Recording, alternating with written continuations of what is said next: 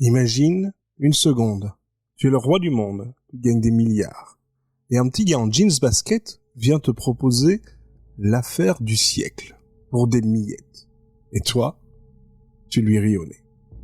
Je vous plante le décor, on est aux États-Unis, on est dans les années 90.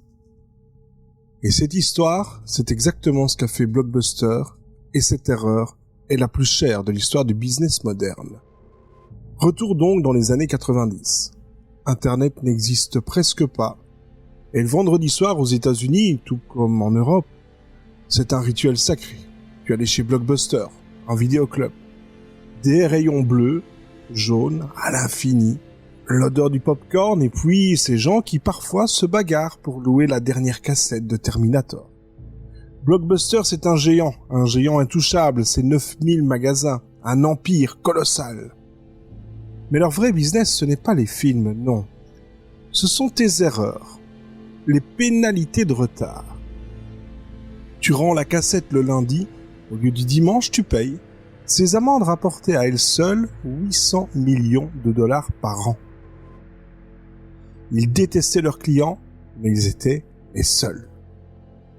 Un jour, un client, nommé Red Hastings, rend le film Apollo 13 avec 6 semaines de retard. L'amende, $40. Il est furieux, il trouve ça injuste. Houston, nous avons un problème. Alors, par pure vengeance, il crée une petite boîte qu'il va appeler Netflix. Son idée est simple. Tu payes un abonnement, tu gardes les DVD aussi longtemps que tu veux, pas d'amende, pas de stress. Blockbuster ne s'inquiète pas, pour eux envoyer des DVD par la poste, c'est ridicule. En 2000, Dallas, Texas, au sommet de la tour Blockbuster. Reed Hastings et son équipe obtiennent enfin un rendez-vous. Blockbuster perd un peu d'argent avec la bulle internet qui vient de naître et Netflix propose une solution. Achetez-nous. On s'occupera de votre site web, on deviendra blockbuster.com. Le prix de l'opération, 50 millions de dollars, une bouchée de pain pour Blockbuster. La réponse du PDG de Blockbuster, John Antokyo, il ne dit pas non. Selon les témoins, il a pouffé de rire. Il a littéralement rigolé au visage de Netflix, il les a mis à la porte. La suite, tu la connais. Blockbuster s'est accroché à ses magasins physiques comme un naufragé à un enclume. Netflix a pivoté vers le streaming. Aujourd'hui, Netflix vaut plus de 200 milliards.